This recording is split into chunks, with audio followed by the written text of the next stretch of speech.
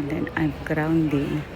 Grounding means go to nature and enjoy the scenery, so it balance yourself. Like if you're stressed, if you can see a calm water, then makes you calm, things like that.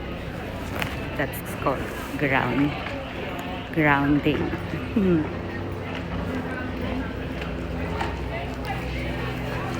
So there's some people walking here. This is near my house, and sometimes there's people coming, and I'm going shopping for food. And see you later, guys. I love you.